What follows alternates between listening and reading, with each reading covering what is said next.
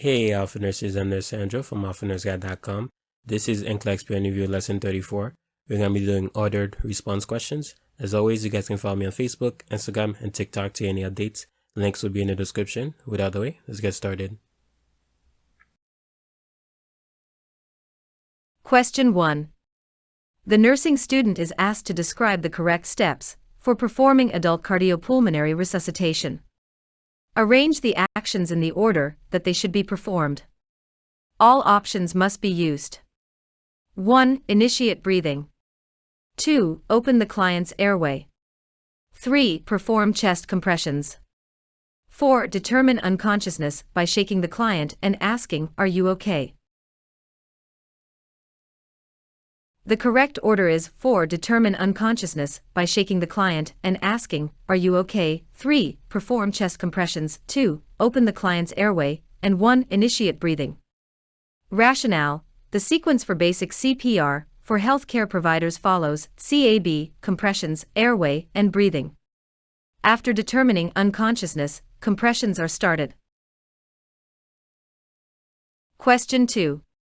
A client with a major burn is admitted to the emergency department. In which priority order should the nurse implement these actions?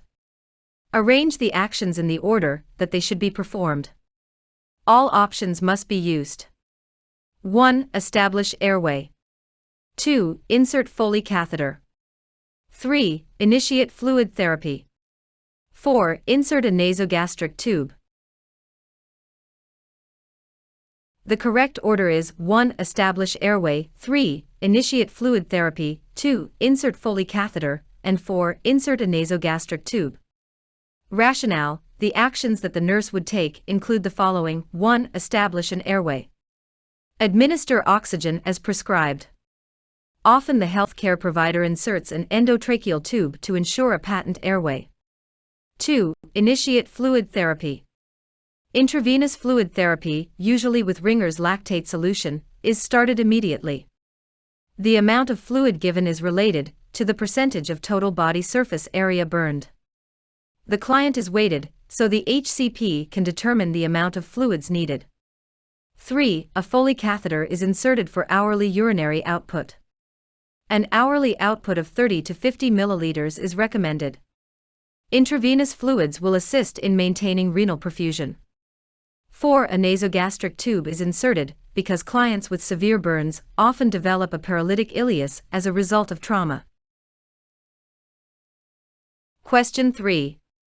A 7-year-old child is admitted to the pediatric unit with acute exacerbation of asthma due to infection. The healthcare provider has written the following prescriptions. In which priority order should the nurse implement the prescriptions? Arrange the actions in the order that they should be performed. All options must be used. 1. Clear liquids PO as tolerated. 2. High Fowler's position. 3. Chest X-ray. 4. Erythromycin ethylsuccinate. 5. 200 mg orally, every 6 hours. 6. O2 via nasal cannula, at 2 liters per minute. The correct order is 2. High Fowler's position, 6. O2 via nasal cannula, at 2 liters per minute, 4. Erythromycin ethylsuccinate, 5. 200 mg orally, every 6 hours, 3. Chest X-ray, 1. Clear liquids PO as tolerated. Rationale: placing the child in High Fowler's position first will assist in breathing. The oxygen can then be applied. Administering the antibiotic is the next priority. The chest X-ray should not be done until the child has had oxygen and the first dose of the antibiotic. The clear liquid diet is the last task to be performed. Question 4. The nurse is providing directions to the unlicensed assistive personnel regarding clients' hygiene needs. Which is the priority order in which the UAP should assist the clients? Arrange the actions in the order that they should be performed. All options must be used. 1. A client who is independent with ADL.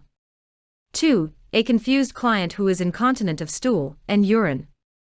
3. A client who is on bed rest after multiple trauma.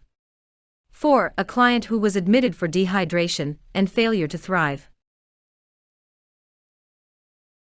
The correct order is 2. A confused client who is incontinent of stool and urine. 3. A client who is on bed rest after multiple trauma. 4. A client who was admitted for dehydration and failure to thrive. And 1. A client who is independent with ADL. Rationale: the confused client should be bathed first because bowel/bladder incontinence would lead to skin breakdown.